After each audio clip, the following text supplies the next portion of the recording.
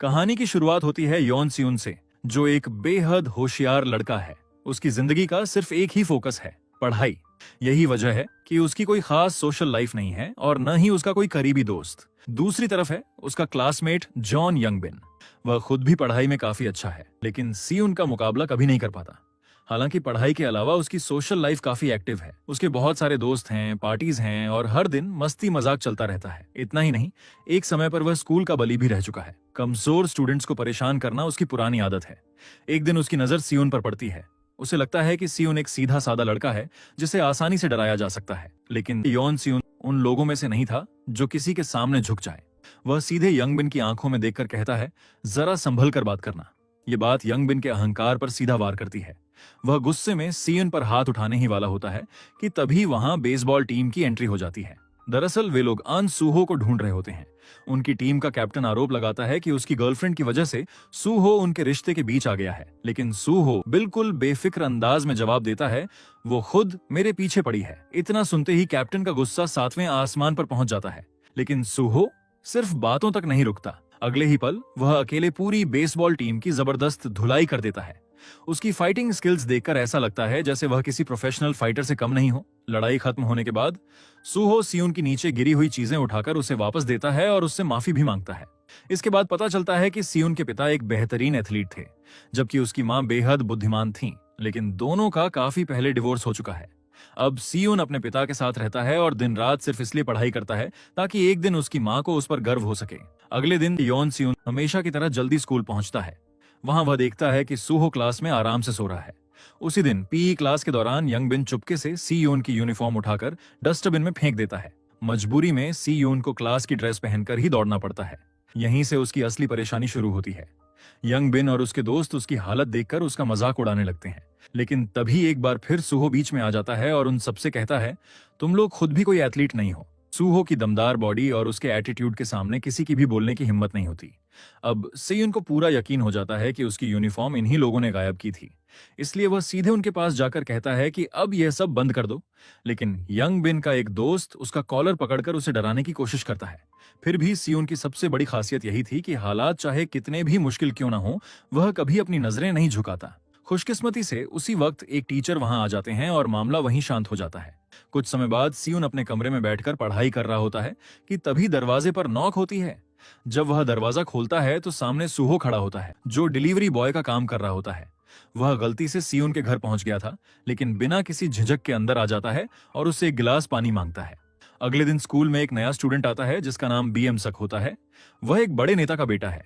पहले ही दिन यंगबिन और उसके दोस्त उस पर अपना इंप्रेशन जमाने के लिए उसके पास पहुंच जाते हैं, लेकिन जिस सीट पर ब्योम सियोक बैठा होता है वह योन सियुन की सीट होती है। जैसे ही साइयन क्लास में आता है, वह बिना घबराए सीधे कहता है, सीट खाली करो। यंगबिन तो पहले से ही मौका ढूंढ रहा था कि किसी तरह साइयन से लड़ाई हो जाए। वह उस पर हमला करने ही वाला होता है कि तभी एक बार फिर सूहो बीच में बोल पड़ता है, चुप रहो, मुझे सोने दो। इतना सुनते ही सभी चुपचाप अपनी अपनी जगह पर लौट जाते हैं। उसी शाम यंगबिन अपने दोस्तों के साथ एक डिस्को में पार्टी कर रहा होता है। वहीं वह फैसला करता है कि अब सिर्फ सियुन का मजाक उड़ाना या उसे डराना काफी नहीं है। अब उसकी सबसे बड़ी ताकत पर हमला करना होगा, उसकी पढ़ाई पर। उनका नया प्लान होता है कि एग्जाम के दौरान योन सियुन को ड्रग्स देकर उसका पेपर खराब कर दिया जाए, ताकि उसका आत्मविश्वास पूरी तरह टूट जाए। इसके लिए यंगबिन अपने कजन से ड्रग्स मंगवाता है और इस काम में बीओएम सियोक को भी शामिल कर लेता है। उसे धमकी दी जाती है कि अगर उसने उनकी मदद नहीं की तो उसके साथ भी वही होगा जो उसकी पिछली स्कूल में होता था। डर के मारे बीओएम सियोक एग्जाम के दौरान चुपके से सियुन के शरीर पर फेंटानिल पैच चिपका देता है। कुछ ही देर में सियुन को चक्कर आने लगते हैं। वह खुद को संभालने की पूरी कोशिश करता है, खुद को होश में रखने के लिए बार बार झटका भी देता है, लेकिन तब तक समय खत्म हो चुका होता है। जब एग्जाम खत्म होता है और वह अपनी आंसर शीट देखता है तो उसे सिर्फ एक गलती दिखाई देती है, बस एक गलती, लेकिन उसके लिए वही एक गलती काफी थी। ये देखकर वह अंदर तक हिल जाता है। गुस्से से भरा सियुन सीधे यंगबिन के पास पहुंचता है और पहली बार अपना शांत स्वभाव छोड़ देता है। वह यंगबिन की इतनी बुरी तरह पिटाई करता है कि उसके दोस्त भी बीच में आने की हिम्मत नहीं जुटा पाते। तभी सूहो वहां पहुंचता है और उसे रोकते हुए कहता है, बस कर, बहुत हो गया। लेकिन सियुन का गुस्सा अभी शांत नहीं हुआ था। वह कहता है, इसने अभी तक कुछ नहीं सीखा। इतना कहकर वह सूहो से भी भिड़ने के लिए तैयार हो जाता है, लेकिन सूहो पूरी क्लास का सबसे ताकतवर फाइटर था। वह बड़ी आसानी से सियुन को रोक लेता है। उसी समय एक टीचर वहां पहुंच जाती हैं और दोनों की लड़ाई वहीं खत्म हो जाती है। इस घटना का नतीजा यह निकलता है कि यंगबिन की नाक टूट जाती है। अगले दिन उसकी माँ स्कूल पहुंचकर मांग करती है कि सियुन को तुरंत स्कूल से निकाल दिया जाए। लेकिन सियुन बिल्कुल शांत आवाज में कहता है, मैम, आपका बेटा ड्रग्स लेकर स्कूल आया था। अब स्कूल से किसे निकाला जाना चाहिए, ये फैसला आप खुद कर लीजिए। इतना कहकर वह सारे सबूत उनके सामने रख देता है। सबूत देखते ही यंग बिन की मां पूरी तरह चुप हो जाती है। उसे समझ आ जाता है कि अगर बात आगे बढ़ी तो मामला उसके बेटे के खिलाफ भी जा सकता है। इसलिए वह बिना कोई शिकायत किए वहां से चली जाती है। अगले दिन यंग बिन के दोस्त बदला लेने का फैसला करते हैं। वे स्कूल के बाद सियुन को फाइट के लिए चैलेंज देते हैं, लेकिन सियुन शांत होकर कहता है, इतना इंतजार क्यों, अगर लड़ना है तो अभी लड़ लो। इसके बाद वह सभी को बाथरूम में ले जाता है और अंदर से दरवाजा बंद कर देता है। लेकिन इस बार उसका इरादा लड़ने का नहीं था, यह उसका एक माइंड गेम था। वह सिर्फ इतना डर पैदा करना चाहता था कि अगली बार कोई भी उसके सामने खड़े होने की हिम्मत न करे।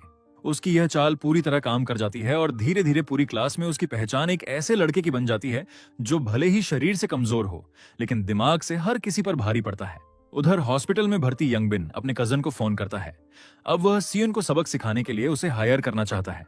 दूसरी तरफ योन सियुन और सूहो की दोस्ती धीरे धीरे गहरी होने लगती है। पहले दोनों के बीच सिर्फ लड़ाई हुई थी, फिर बातें शुरू हुई और अब वे अपना ज्यादातर वक्त एक दूसरे के साथ बिताने लगे थे। देखते ही देखते पूरे स्कूल में यह खबर फैल जाती है कि दोनों अब बेस्ट फ्रेंड्स बन चुके हैं। इसी बीच बीओएम सियोक भी सियुन के करीब आने की कोशिश करता है, लेकिन सियुन साफ शब्दों में कह देता है, मुझसे दोस्ती की एक्टिंग मत करो। उसी दिन स्कूल से छुट्टी होने के बाद यंग बिन अपने कुछ गुंडों के साथ पहले से ही सियुन का इंतजार कर रहा होता है। मौका मिलते ही वे लोग उसे जबरदस्ती उठाकर एक सुनसान जगह पर ले जाते हैं ताकि उसकी बेरहमी से पिटाई कर सकें। ये सब भीमसक अपनी आंखों से देख लेता है। बिना एक पल गंवाए वह भागकर सूहो के पास पहुंचता है और उसे पूरी बात बताता है। शुरुआत में सूहो साफ मना कर देता है। वह कहता है कि उसे किसी भी तरह के पंगे में पड़ने का कोई शौक नहीं है, लेकिन तभी बीओएम सियोक उसे पैसों का ऑफर देता है।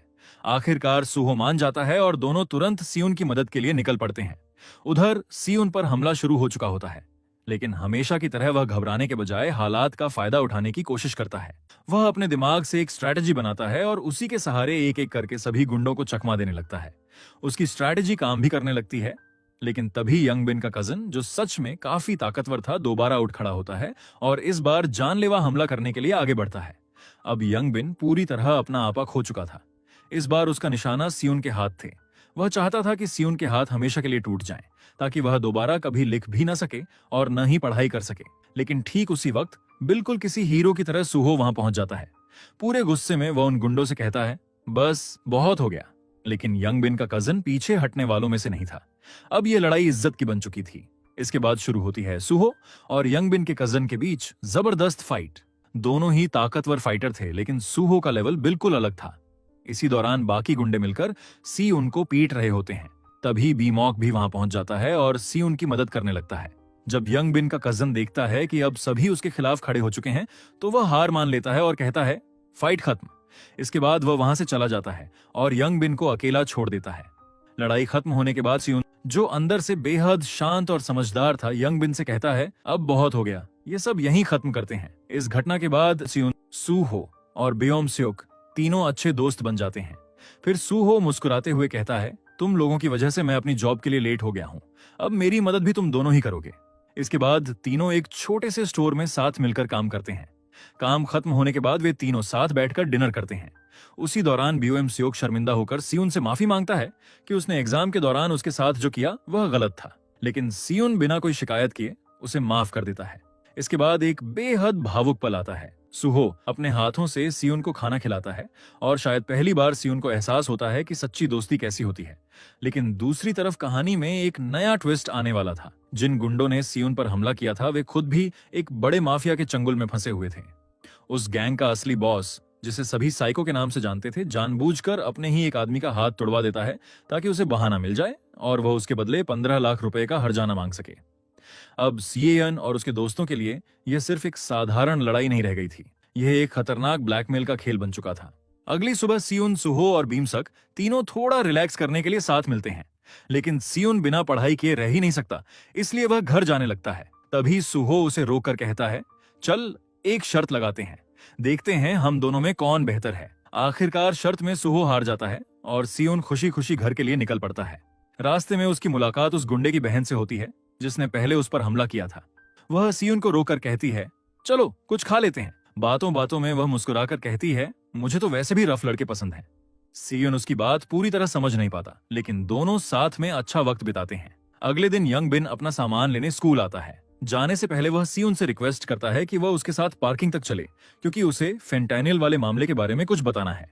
सियोन उसकी बात मान जाता है, लेकिन उसे बिल्कुल भी अंदाजा नहीं होता कि यह सब पहले से रची गई एक चाल थी। जैसे ही दोनों पार्किंग में पहुंचते हैं, वहां पहले से वही गैंग बॉस बैठा उनका इंतजार कर रहा होता है। वह सीधे सियोन से कहता है, तुम लोगों ने यंग बिन को मारा है, अब उसका हर्जाना भरना पड़ेगा, पूरे 15 लाख रुपए। इसके बाद वह धमकी देते हुए कहता है कि अगर पैसे नहीं दिए तो हालात बहुत बुरे हो जाएंगे, और अगर पैसे जुटाने के लिए कर्ज लिया तो उसे कभी चुका नहीं पाओगे, फिर जिंदगी भर हमारे लिए काम करना पड़ेगा। यही उस गैंग का असली तरीका था, लोगों को कर्ज के जाल में फंसाकर पूरी जिंदगी उनका इस्तेमाल करना। अगले कुछ दिनों तक गैंग के लोग लगातार सियोन और उसके दोस्तों का पीछा करते रहते हैं, जिससे सियोन काफी परेशान हो जाता है। इसी दौरान वह अपनी नई दोस्त से इस गैंग के बारे में बात करता है। वह लड़की उसे बताती है कि उस बॉस से दुश्मनी मोल लेना अपनी बर्बादी को बुलावा देने जैसा है। वह सियोन को सलाह देती है कि अपनी भलाई इसी में है कि पैसे देकर इस मामले को खत्म कर दो और उस पागल इंसान से जितना हो सके दूर रहो। दूसरी तरफ बीओएम सियोक, जो अब अपने दोस्तों के लिए कुछ भी करने को तैयार था, अपने पिता की घड़ी चुरा लेता है और उसे बेचकर पूरे 15 लाख रुपए का इंतजाम कर लेता है। लेकिन सियोन की सोच बिल्कुल अलग थी। उसका मानना था कि अगर एक बार पैसे दे दिए तो यह सिलसिला कभी खत्म नहीं होगा। इसलिए वह अपने दोस्तों से कहता है कि पैसे देने के बजाय उन्हें पुलिस की मदद लेनी चाहिए और इस पूरे गैंग का हमेशा के लिए खेल खत्म कर देना चाहिए। इसके बाद सियोन बताता है कि उसने उस गैंग के सबूतों की लोकेशन पता कर ली है। सारे सबूत उस गैंग लीडर के घर में मौजूद हैं। अब बस किसी तरह पुलिस को वहां तक ले जाना था। इस मिशन की शुरुआत सूहो करने वाला था। प्लान के मुताबिक सूहो सबसे पहले उस क्रिमिनल के घर जाएगा और अपनी वेटिंग ऐप का आइडिया उसे बेचने की कोशिश करेगा, ताकि उसका भरोसा जीत सके। प्लान तुरंत शुरू हो जाता है। सूहो उस क्रिमिनल से कहता है कि उसे उसकी पूरी सिस्टम के बारे में पता है और वह उसके लिए एक बड़ा ऑफर लेकर आया है। वह कहता है कि वह पूरे स्कूल को एक जुए के अड्डे में बदल सकता है। यह आइडिया सुनकर वह क्रिमिनल इतना खुश हो जाता है कि सूहो को अपने गैंग में शामिल करने के लिए तैयार हो जाता है। उधर साइयोन की दोस्त सही लोकेशन भेज देती है ताकि वह पुलिस को लेकर वहां पहुंच सके। लेकिन बेओम सेओक को यह पूरा प्लान बहुत खतरनाक लग रहा था। डर के मारे वह खुद ही 15 लाख रुपए लेकर सीधे उन गुंडों के पास पहुंच जाता है ताकि किसी तरह यह मामला यहीं खत्म हो जाए। लेकिन अफसोस, अब बहुत देर हो चुकी थी। उधर सूहो जैसे ही उस गैंग के अड्डे पर पहुंचता है, गैंग लीडर को उसकी बातों पर शक होने लगता है। बिना कुछ कहे वह पीछे से सूहो पर हमला कर देता है। इसके बाद वह सूहो का फोन चेक करता है। तभी उसे पता चलता है कि सियोन पुलिस को लेकर यहां आने वाला है। यह सुनते ही वह अपने आदमियों को आदेश देता है, सारे सबूत जला दो और यहां से निकलने की तैयारी करो। उसी समय बीओएम सियोक भी 15 लाख रुपए लेकर वहां पहुंच जाता है। लेकिन अब उन पैसों की कोई कीमत नहीं रह गई थी। मामला अब सिर्फ पैसों का नहीं बल्कि जान का बन चुका था। कुछ देर बाद सियोन पुलिस को लेकर वहां पहुंचता है, लेकिन वहां पहुंचने पर पूरी जगह खाली मिलती है। पुलिस को लगता है कि उन्हें बेवजह बुलाया गया है। वे नाराज होकर वहां से लौटने लगते हैं, लेकिन सियोन हार मानने वालों में से नहीं था। वह अकेले ही घर के अंदर चला जाता है, मगर तब तक वहां मौजूद सारे सबूत नष्ट किए जा चुके थे। तभी उसके फोन पर उसकी दोस्त का कॉल आता है। वह बताती है कि पूरा गैंग अब अपने असली बॉस के पास जा रहा है। साथ ही वह उसकी नई लोकेशन भी भेज देती है। वह सियोन को चेतावनी देते हुए कहती है, अगर इस बार समय पर पुलिस नहीं पहुंची तो हम सबकी जान जा सकती है। यह सुनते ही साइयोन तुरंत वहां से निकल पड़ता है। उधर यंग बिन का कजन उस क्रिमिनल बॉस के सामने खड़ा होता है। वह कहता है, अब बहुत हो गया, ये सब यहीं खत्म कर दो। लेकिन बॉस उसकी एक भी बात नहीं सुनता और उसकी बेरहमी से पिटाई शुरू कर देता है। तभी वहां मौजूद यंगी बीच में आकर उसे रोकने की कोशिश करती है, लेकिन बॉस अब पूरी तरह पागल हो चुका था। वह अपने आदमियों को आदेश देता है कि यंगी को भी खत्म कर दो। इतना ही नहीं, वह अपने सबसे छोटे आदमी से कहता है कि वह यंग बिन के कजन और यंग आई दोनों की हत्या कर दे, क्योंकि वह नाबालिग है और उसे ज्यादा सजा नहीं होगी। इसके बाद बॉस खुद भी यंग बिन के कजन को मारने के लिए आगे बढ़ता है, लेकिन तभी वह दोबारा खड़ा हो जाता है और बॉस को एक फाइनल फाइट का चैलेंज देता है।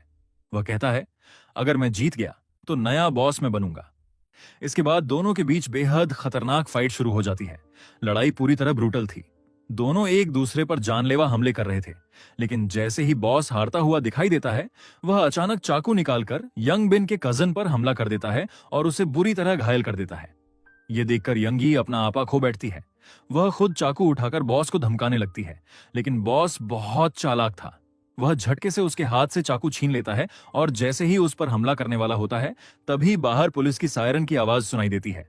उसी वक्त वहां सियोन की एंट्री होती है। वह जोर से कहता है, पुलिस आ गई है, अब भाग लो।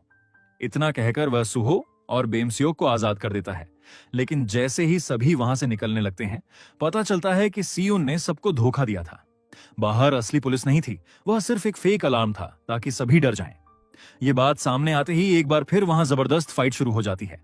इसी बीच यंग बिन का कजन अपने घायल साथियों को बचाकर वहां से निकलने की कोशिश करता है। तभी इस बार सच में पुलिस वहां पहुंच जाती है। एक वार्निंग शॉट के साथ पूरा माहौल शांत हो जाता है। लेकिन वह पागल बॉस इतनी आसानी से हार मानने वाला नहीं था।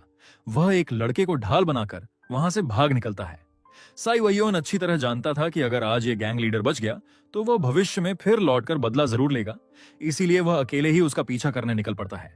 सियुन लगातार उस गैंग लीडर का पीछा करता है और आखिरकार उसे पकड़ लेता है।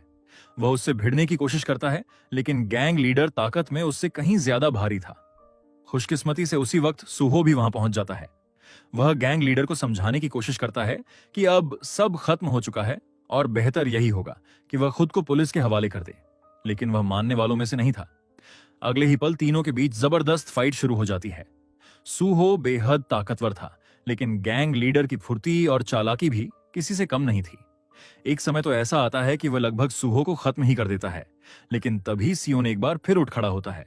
इसके बाद सियोन और सुहो मिलकर गैंग लीडर को पूरी तरह काबू में कर लेते हैं। दूसरी तरफ यंग बिन का कजिन खुद को पुलिस के हवाले कर देता है ताकि उसके बाकी साथी वहां से सुरक्षित निकल सकें। रात होते होते पुलिस के पास पूरे गैंग के खिलाफ पर्याप्त सबूत इकट्ठा हो जाते हैं और एक एक करके सभी बदमाशों को गिरफ्तार कर लिया जाता है। इसके बाद सियोन, सुहो और बेओमसेओक भी पुलिस स्टेशन पहुंचकर अपना बयान देते हैं। लेकिन यहाँ एक चौंकाने वाली बात होती है। पुलिस बिना उनके गार्डियंस को बुलाए ही तीनों को जाने देती है। बस एक शर्त रखी जाती है कि इस पूरे मामले के बारे में वे किसी से भी कुछ नहीं बताएंगे। दरअसल यह सब बेओमसेओक के पिता की वजह से हुआ था, जो एक बहुत बड़े कांग्रेस लीडर थे। उन्होंने अपनी राजनीतिक छवि बचाने के लिए पूरे मामले को दबा दिया। कुछ समय बाद कहानी में एक नया मोड़ आता है। बेओमसेओक उस क्रिमिनल से मिलने जाता है। वहीं उसका सेक्रेटरी उसे बताता है कि उसके पिता ने उसे बदला लेने का आदेश दिया है। लेकिन जब सेक्रेटरी उसे सिखाने लगता है कि किसी को कैसे मारना है, तब बेओमसेओक यह सब कर ही नहीं पाता। घबराकर वह वहां से बाहर निकल जाता है। दूसरी तरफ हॉस्पिटल में सियोन और उसकी दोस्त सुहो से मिलने पहुंचते हैं। सुहो बताता है कि अब वह पहले से काफी बेहतर है और अगले दिन उसे हॉस्पिटल से छुट्टी मिल जाएगी।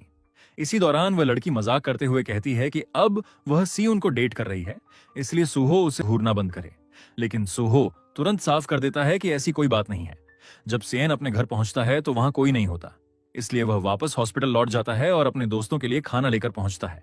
उसे देखकर सुहो मुस्कुराते हुए कहता है, तू मुझे डरा रहा है, कोई इतना अच्छा कैसे हो सकता है। यह सुनकर सियोन सिर्फ हल्की सी मुस्कान दे देता है। लेकिन दूसरी तरफ बेओमसेओक की हालत लगातार खराब होती जा रही थी। उसे बेरहमी से पीटा जा रहा था। दरअसल जिस कांग्रेस लीडर को वह अपना पिता समझता था, वो उसका असली पिता था ही नहीं। उसने सिर्फ अपनी राजनीतिक छवि के लिए बेओमसेओक को गोद लिया था। अब वही इंसान उसके साथ जानवरों से भी बदतर व्यवहार कर रहा था। अगले दिन स्कूल में अचानक बेओमसेओक की पॉपुलैरिटी बढ़ जाती है। अब पूरे स्कूल को पता चल चुका था कि जिन क्रिमिनल्स को पकड़ा गया उसमें बेओमसेओक का भी हाथ था। लेकिन जब उसके दोस्त उसे यंगई के बारे में बताते हैं तो उसे लगने लगता है कि वह धीरे धीरे उसकी जगह ले रही है। इसके बाद वह सुहो का इंस्टाग्राम चेक करता है। वहां भी यंगी को देखकर उसके मन में जलन पैदा होने लगती है। कुछ समय बाद उसे पता चलता है कि सुहो का बर्थडे आने वाला है और यंगे उसके लिए पार्टी प्लान कर रही है। लेकिन बेओमसेओक साफ कह देता है, इसकी कोई जरूरत नहीं है। जैसे जैसे दिन गुजरते हैं उसके मन में यह गलतफहमी और गहरी होती जाती है कि यंगे उसके दोस्तों को उससे दूर कर रही है। एक दिन सभी लोग कराओके जाने का प्लान बनाते हैं। वहां बेओमसेओक जरूरत से ज्यादा कोशिश करता है कि सबका ध्यान उसी पर रहे, लेकिन उसका हर प्रयास उल्टा पड़ जाता है। उसी दौरान उसकी मुलाकात उसके पुराने क्लासमेट्स से होती है, जो कभी उसे बुरी तरह बली किया करते थे। उन्हें देखते ही बेओमसेओक डर जाता है और वहां से भाग निकलता है। जब वह वापस अपने दोस्तों के पास पहुंचता है तो गुस्से में यंगी पर भड़क उठता है। उसे लगता है कि उसी ने जानबूझकर उन बदमाशों को उसका पता बताया है। गुस्से में वह यंगी पर हाथ उठाने तक के लिए तैयार हो जाता है, लेकिन सियुन, सुहो और बाकी दोस्त यंगी का साथ देते हैं। यह देखकर बीमसक का गुस्सा और बढ़ जाता है और तभी उसके पुराने गुंडे एक बार फिर वहां पहुंच जाते हैं। इस बार वे गुंडे बेओमसेओक को जबरदस्ती अपने साथ ले जाना चाहते थे, लेकिन सियुन उनके सामने डटकर खड़ा हो जाता है और कहता है, दफा हो जाओ यहां से, इसे अकेला छोड़ दो। अगले दिन बेओमसेओक का गुस्सा 7वें आसमान पर था। वह इतना चिढ़ा हुआ था कि उसे बस किसी न किसी पर अपना गुस्सा निकालना था। लेकिन क्लास के बाकी लड़के उससे डरते नहीं थे, क्योंकि सभी जानते थे कि असली ताकतवर सुहो है। फिर भी भीम सियोक लगातार सबको धमकियां देता रहता है। तभी सुहो वहां आता है और उसे शांत करने की कोशिश करता है, लेकिन बात संभलने के बजाय और बिगड़ जाती है। दोनों के बीच बहस शुरू हो जाती है। इसके बाद लगातार 2 दिन तक बीओएम सियोक स्कूल नहीं आता। ये देखकर उसके दोस्तों को उसकी चिंता होने लगती है। आखिरकार सियोन, सुहो और बाकी दोस्त उसे ढूंढते हुए उसके घर पहुंच जाते हैं। अपने दोस्तों को सामने देखकर बीओएम सियोक हैरान रह जाता है। हालांकि अंदर ही अंदर वह खुश भी होता है कि वे लोग उसे देखने आए हैं। जब उसे पूछा जाता है कि वह ऐसा व्यवहार क्यों कर रहा है, तो बीओएम सियोक पूरी तरह टूट जाता है। वह बताता है कि उसकी पिछली स्कूल में उसे बहुत बुरी तरह बली किया जाता था, लेकिन वह कभी किसी का सामना नहीं कर पाया, क्योंकि उसके पिता ने साफ कह दिया था कि वह किसी भी तरह का तमाशा नहीं करेगा। ये सब सुनने के बाद सुहो उससे कहता है, उन्हें कॉल करो, मैं खुद उनसे तुम्हारे लिए माफी मंगवाऊंगा। इसके बाद सभी लोग एक कराओके में मिलते हैं। शुरुआत में वे पुराने बली माफी मांगने से साफ इनकार कर देते हैं। उल्टा वे फिर से बीओएम सियोक को धमकाने लगते हैं। लेकिन तभी सुहो उनके सामने आकर खड़ा हो जाता है और उन्हें मजबूर कर देता है कि वे बीओएम सियोक से माफी मांगे। लेकिन बीओएम सियोक को सिर्फ माफी नहीं चाहिए थी, उसे बदला चाहिए था। वह चाहता था कि वह खुद उन लोगों को मारे। लेकिन सियोन और बाकी दोस्त उसे समझाते हैं कि अब बात हद से आगे बढ़ रही है। उस वक्त बीएम सक पूरी तरह अपना आपा खो चुका था। सुहो उसे पकड़कर कमरे के बाहर ले जाता है। बाहर दोनों के बीच जोरदार बहस होती है। गुस्से में बीम सियोक कहता है, हम कभी दोस्त थे ही नहीं। इसके बाद वह सुहो को पैसे ऑफर करता है ताकि वह उन बुली की पिटाई कर दे। यह सुनते ही सुहो का गुस्सा फूट पड़ता है और वह भीम सियोक पर हमला कर देता है। हालात बिगड़ते देख सियोन को बीच बचाव करना पड़ता है। इसके बाद भीम सियोक अकेले वहां से चला जाता है। कुछ देर बाद उसकी पुरानी स्कूल के वही बली उसका पीछा करने लगते हैं, लेकिन इस बार किस्मत उसके साथ थी। रास्ते में उसे अपनी नई क्लास के कुछ स्टूडेंट्स मिल जाते हैं। इस बार वे उसका मजाक उड़ाने के बजाय उसके साथ खड़े हो जाते हैं। वे सभी मिलकर उन बली को सबक सिखाते हैं। इसके बाद वे बीओएम सियोक को अपने ग्रुप में शामिल कर लेते हैं और साथ में पार्टी करने के लिए एक डिस्को चले जाते हैं। वहां बीओएम सियोक सभी के लिए ड्रिंक्स खरीदता है। यही वजह थी कि धीरे धीरे वे सभी उसका ज्यादा सम्मान करने लगते हैं। इसके बाद सभी एक दूसरे को इंस्टाग्राम पर फॉलो करने लगते हैं। ये देखकर बीओएम सियोक को पहली बार महसूस होता है कि शायद यही उसके असली दोस्त हैं। अगले दिन वह नशे की हालत में क्लास में पहुंचता है। जब सियोन उससे पूछता है कि क्या हुआ है, तो वह उसे पूरी तरह इग्नोर कर देता है और अपने नए दोस्तों के साथ वहां से चला जाता है। बाद में सायेयन और सुहो उसे समझाने की कोशिश करते हैं, लेकिन बीओएम सियोक उनसे कहता है, तुम लोगों ने मुझे कभी अपना दोस्त माना ही नहीं, इसलिए अब मैं भी तुम्हें अपना दोस्त नहीं मानता। इतना कहकर वह एक और पार्टी में चला जाता है। वहीं उसकी मुलाकात यंग बिन से होती है।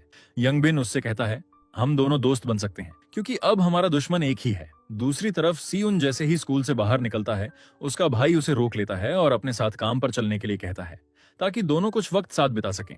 इसी दौरान सियुन को बीएम सक की चिंता होने लगती है।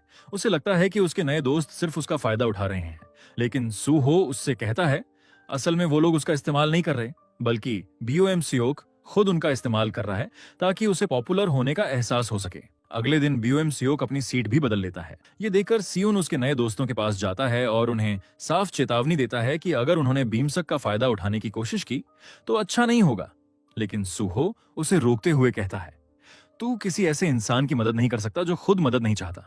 उसी दिन दोपहर में कैफेटेरिया में कुछ नए बदमाश लाइन तोड़कर आगे आने की कोशिश करते हैं। तभी सुहो उन्हें रोकते हुए कहता है कि सभी लाइन में खड़े होंगे। उसकी बात लगभग सभी मान लेते हैं सिवाय बीओएम सियोक के। अब उसे लगने लगा था कि वह सबसे ऊपर है और उसे किसी की बात मानने की जरूरत नहीं। आखिरकार सुहो के पास कोई दूसरा रास्ता नहीं बचता और वह बीओएम सियोक को एक जोरदार थप्पड़ मार देता है। यह थप्पड़ बीओएम सियोक के अहंकार पर सीधा वार था। वह उसी समय बदला लेने का फैसला कर लेता है, लेकिन अंदर ही अंदर वह अच्छी तरह जानता था कि वह अकेले सुहो का सामना कभी नहीं कर सकता। यही वजह थी कि बीओएम सियोक और उसके नए दोस्त मिलकर एक प्लान बनाते हैं। वे यंगबिन के एक दोस्त को हायर करते हैं जो बहुत जल्द एक प्रोफेशनल फाइटर बनने वाला था। उसे पूरे 1 मिलियन वॉन का ऑफर दिया जाता है सिर्फ सुहो को सबक सिखाने के लिए। लेकिन एक बड़ी समस्या थी, उस प्रोफेशनल फाइटर को सुहो पहले ही हरा चुका था। इसलिए इस बार जीत पक्की करने के लिए बीओएम सियोक और उसके दोस्तों ने एक बेहद घटिया चाल चली। उन्होंने चुपके से सुहो की बाइक के ब्रेक काट दिए ताकि एक्सीडेंट में घायल होने के बाद वह ठीक से फाइट ही न कर सके। सुहो को अंदर ही अंदर अंदाजा हो जाता है कि इसके पीछे किसका हाथ है, लेकिन वह सियुन को बेवजह परेशान नहीं करना चाहता था। इसलिए वह ऐसे बर्ताव करता है जैसे उसे कुछ भी पता ना हो। कुछ दिन बीत जाते हैं और आखिरकार सुहो का बर्थडे आ जाता है। लेकिन यही वह दिन था जिस दिन बीम सियोक और उसके दोस्त सुहो पर हमला करने की पूरी तैयारी कर चुके थे। सबसे पहले बीओएम सियोक सुहो को कॉल करता है, लेकिन सुहो पहले ही उसका नंबर ब्लॉक कर चुका होता है। इसके बाद बीओएम सियोक यंगी को कॉल करता है। वह उससे कहता है कि अब वह फिर से सबके साथ अपने रिश्ते ठीक करना चाहता है और सूहो को बर्थडे गिफ्ट देना चाहता है, लेकिन इसके लिए उसे यंगी की मदद चाहिए। यंगी, जो हमेशा चाहती थी कि सभी दोस्त फिर से एक हो जाएं, उसकी बातों में आ जाती है और उसकी मदद करने के लिए तैयार हो जाती है, लेकिन उसे बिल्कुल भी अंदाजा नहीं था कि यह सब एक बहुत बड़ी साजिश का हिस्सा है। थोड़ी देर बाद सूहो के फोन पर एक मैसेज भेजा जाता है, लेकिन वह मैसेज सबसे पहले सियुन के हाथ लग जाता है। पूरा मैसेज पढ़ने के बाद सियुन बिना कुछ बताए उसे डिलीट कर देता है। इसके बाद वह सूहो से कहता है, तू आराम से खाना खा, मैं थोड़ा सा काम निपटा कर आता हूँ। ये कहकर सियुन अकेला ही उस जगह के लिए निकल पड़ता है। वहां पहुंचते ही सबसे पहले वह पूरे एरिया का ध्यान से एनालिसिस करता है। इसके बाद वह अपने दिमाग में एक स्ट्रैटेजी तैयार करता है ताकि जरूरत पड़ने पर वहां से सुरक्षित निकल सके। सारी तैयारी पूरी करने के बाद सियुन खुद उन गुंडों के सामने पहुंच जाता है। उन्हें उम्मीद थी कि वहां सूहो आएगा, लेकिन सियुन को देखकर बीएम सक कुछ पल के लिए घबरा जाता है और उससे वापस लौट जाने के लिए कहता है, लेकिन यंगबिन अब किसी भी हालत में सियुन को छोड़ने वाला नहीं था। इसके बाद सियुन वहां से दौड़ना शुरू कर देता है। उसने पहले से जो स्ट्रैटेजी बनाई थी उसी की मदद से वह काफी देर तक गुंडों को अपने पीछे दौड़ाता रहता है और एक एक करके कई लोगों से बच निकलता है। लेकिन आखिरकार गुंडों की संख्या बहुत ज्यादा थी। फिर भी साया यून अपने दिमाग और हिम्मत के दम पर कई गुंडों को हरा देता है। तभी वहां उस प्रोफेशनल फाइटर की एंट्री होती है। उसे देखते ही बाकी सभी गुंडे उसके पीछे हट जाते हैं। वह सच में बेहद ताकतवर था। आते ही वह बड़ी आसानी से सियुन को जमीन पर गिरा देता है। जब यंग बिन आगे बढ़कर सियुन को मारने की कोशिश करता है तब बीमसक उसे रोकते हुए कहता है कि सियुन का इस सबसे कोई लेना देना नहीं है, लेकिन उसका नया दोस्त उल्टा उसी से कहता है, अब तुझे एक साइड चुननी होगी। ये सुनकर भीम सियोक चुपचाप खड़ा रह जाता है और अपने सामने सियुन को बेरहमी से पिटते हुए देखता रहता है। इसी दौरान यंग आई ने पुलिस को कॉल कर दिया होता है। जैसे ही पुलिस वहां पहुंचती है, सभी गुंडे वहां से भाग निकलते हैं। जब सीईओ उनको होश आता है तब वह बुरी तरह घायल हो चुका होता है। उधर यंगी पूरी सच्चाई पुलिस को बताने वाली होती है, लेकिन सीउन उसे रोक देता है। वह उससे कहता है कि वह इस बारे में किसी से कुछ ना कहे। इसके बाद सीएन खुद बियोम सियोक को कॉल करता है और कहता है, मैं तुझे पुलिस के हवाले नहीं करूंगा, लेकिन यह सब यहीं खत्म होना चाहिए। अगले दिन सीयुन के पिता उसके शरीर पर लगी चोटें देखकर पूछते हैं कि यह सब कैसे हुआ, लेकिन सीयुन उनसे झूठ बोल देता है। वह कहता है कि वह सीढ़ियों से गिर गया था। अपने बेटे की हालत देखकर उसके पिता बहुत परेशान हो जाते हैं और कहते हैं कि अब वे उसका ट्रांसफर किसी दूसरी स्कूल में करवा देंगे। दूसरी तरफ सूहो लगातार परेशान हो रहा था। स्कूल का सबसे होशियार लड़का सियुन लगातार 2 दिनों से स्कूल नहीं आया था। उसे चिंता होने लगती है। वह सीधे सियुन के घर पहुंचता है, लेकिन वहां कोई भी दरवाजा नहीं खोलता। अब उसकी बेचैनी और बढ़ जाती है। अगले दिन सूहो बीमसक के नए दोस्तों के पास जाता है और उनसे अपनी बाइक की रिपेयर का पूरा खर्च मांगता है। डर के मारे वे सभी उसकी बात मान लेते हैं, लेकिन इसके बाद सूहो एक एक करके उन सब की पिटाई करता है ताकि वे सच बोल दें। आखिरकार वे पूरा सच उगल देते हैं। सच्चाई पता चलते ही सूहो सीधे यंगी के पास पहुंचता है और उससे पूछता है कि सियुन किस हॉस्पिटल में है। यंगी बताती है कि सियुन को पहले ही हॉस्पिटल से डिस्चार्ज किया जा चुका है। साथ ही वह सूहो को चेतावनी भी देती है। वह कहती है कि कोई भी बेवकूफी मत करना, क्योंकि सियुन ने यह सब सिर्फ इसलिए सहा ताकि किसी और नई लड़ाई की शुरुआत ना हो। इसके बाद सूहो सीधे सियुन के घर पहुंचता है। सियुन ऐसे बर्ताव करता है जैसे कुछ हुआ ही ना हो, लेकिन सूहो वहां सिर्फ अपने दोस्त से मिलने नहीं आया था, वह उससे अलविदा कहने आया था, क्योंकि उसने फैसला कर लिया था कि उसी रात वह उन गुंडों से अकेले लड़ने जाएगा। उधर बीओएम सियोक से उसकी मुलाकात होती है। सूहो उससे कहता है, मैं तुझे वही दूंगा जो तू हमेशा से चाहता था। यह सुनते ही बीओएम सियोक तुरंत उस प्रोफेशनल फाइटर को कॉल करता है और कहता है, टाइम आ गया है सूहो को खत्म करने का। उसी वक्त यंगी का कॉल सियोंग के पास आता है। वह घबराई हुई आवाज में बताती है कि सूहो को सब कुछ पता चल चुका है। वह ना तो अपनी जॉब पर गया है और ना ही किसी का फोन उठा रहा है।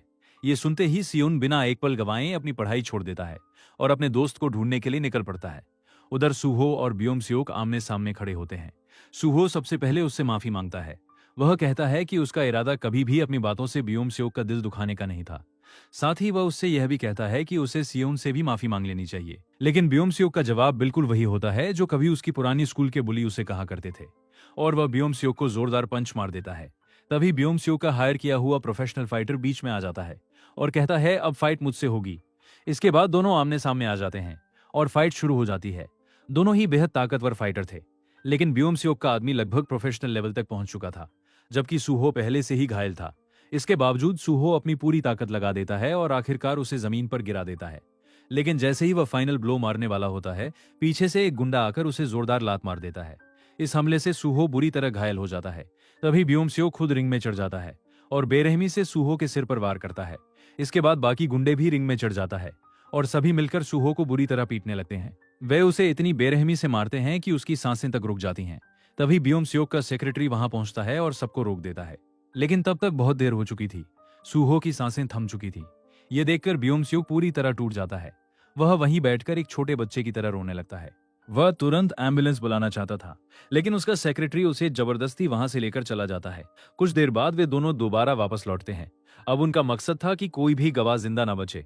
वे उन दोनों गुंडों से कहते हैं कि अब इस पूरे मामले की जिम्मेदारी उन्हें ही लेनी होगी। उसी रात ब्योम सियोक के पिता उससे कहते हैं, देश छोड़ने की तैयारी कर और तब तक घर से बाहर मत निकलना।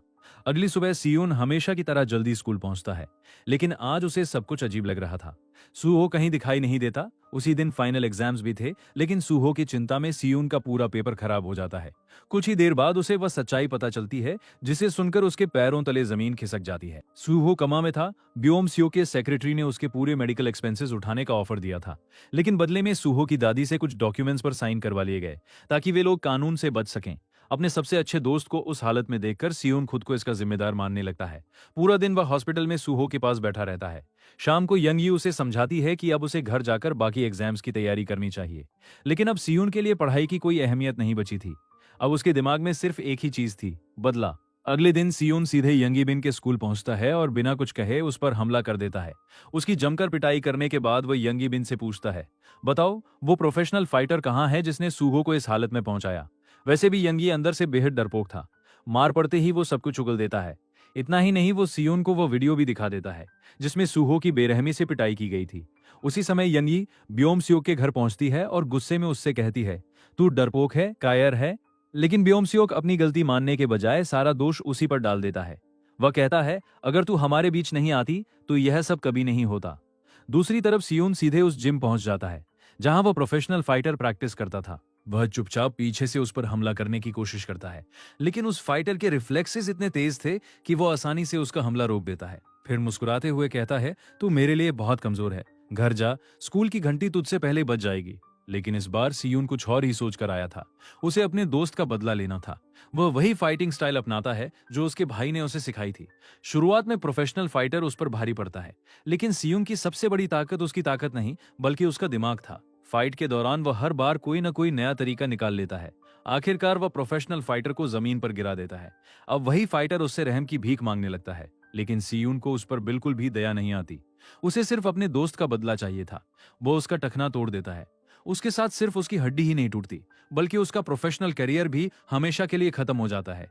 उधर स्कूल में ब्योम सियोक का पिता खुद पहुंचा होता है ताकि ये पता लगा सके कि कहीं किसी ने इस मामले के बारे में कुछ बताया तो नहीं, लेकिन वहां मौजूद टीचर्स पहले से ही उसके इशारों पर काम कर रहे थे। तभी अचानक फाइनल एग्जाम के बीच सियोन हाथ में फायर एक्सटिंग्विशर लेकर क्लास में घुस जाता है। उसकी आंखों में सिर्फ गुस्सा था। अंदर आते ही वह एक एक करके सभी गुंडों की पिटाई शुरू कर देता है। इसके बाद वह सीधे ब्योम सियोक के सामने जाकर खड़ा हो जाता है और कहता है, ये सब तेरी वजह से हुआ है। इस बार ब्योम सियोक बिना किसी बहाने के अपनी गलती मान लेता है। वह कहता है, हाँ, ये सब मेरी ही गलती है, अगर मन करे तो मुझे मार दे। लेकिन सियोन उस पर हाथ नहीं उठाता, क्योंकि वो जानता था कि अपराध बोध से बड़ी कोई सजा नहीं होती। इसी बीच जब टीचर्स उसे रोकने की कोशिश करते हैं तो सियोन अपनी नंगी मुट्ठी से कांच तोड़ देता है और गुस्से में कहता है, मेरे रास्ते से हट जाओ। अब सियोन अंदर से पूरी तरह टूट चुका था। इसके बाद वह सीधे हॉस्पिटल जाता है और सूहो के पास बैठते बैठते वहीं सो जाता है। सपने में सूहो उससे कहता है, तू सच में पागल हो गया है। यह सुनकर सियोन रोते हुए उससे माफी मांगता है, लेकिन सूहो सिर्फ मुस्कुराकर कहता है, ये तेरी गलती नहीं है। कुछ समय बाद ब्योम सियोक को देश से बाहर भेज दिया जाता है, क्योंकि अब उसका पिता भी उसे अपने पास नहीं रखना चाहता था। उधर यंगी को भी अपने किए पर गहरा पछतावा होता है, इसलिए वह भी सबकी जिंदगी से दूर चली जाती है। इसके बाद ब्योम सियोक का पिता पूरी कोशिश करता है कि इस पूरे मामले का दोष सियोन पर डालकर उसे जुवेनाइल डिटेंशन सेंटर भेज दिया जाए, लेकिन सियोन के पास वह वीडियो मौजूद था जिसमें पूरी घटना रिकॉर्ड थी। मजबूर होकर ब्योम सियोक के पिता को पीछे हटना पड़ता है। इसके बाद सियोन का ट्रांसफर एक नई स्कूल में कर दिया जाता है। एक नया शहर, एक नई शुरुआत। लेकिन जिस स्कूल में उसका एडमिशन होता है, यूनजंग हाई स्कूल, वह किसी आम स्कूल से ज्यादा एक अंडरग्राउंड फाइट क्लब जैसी लगती है। पहले ही दिन वहां का माहौल बेहद तनावपूर्ण था, लेकिन अब सियोन पीछे हटने वालों में से नहीं था। तभी एक स्टूडेंट उसके सामने आकर खड़ा हो जाता है। सियोन बिना डरे उसकी तरफ देखते हुए कहता है, फाइट करनी है तो आ जाओ। और इसी के साथ इस कहानी का पहला सीजन यही खत्म होता है। सीजन 2 की कहानी यहीं से शुरू होगी। याद रखिए, ये तो सिर्फ सीजन 1 था। सीजन 2 में सियोन की जिंदगी एक बार फिर बदलने वाली है। नई स्कूल, नए दुश्मन और पहले से भी ज्यादा खतरनाक लड़ाइयां उसका इंतजार कर रही हैं। अगर आपको ये रिकैप पसंद आया हो तो वीडियो को लाइक जरूर कीजिए, और अगर आप सीजन 2 का रिकैप सबसे पहले देखना चाहते हैं तो चैनल को सब्सक्राइब करना और बेल आइकन दबाना बिल्कुल मत भूलिए। हम फिर मिलेंगे एक और शानदार मूवी रिकैप के साथ। Thanks for watching.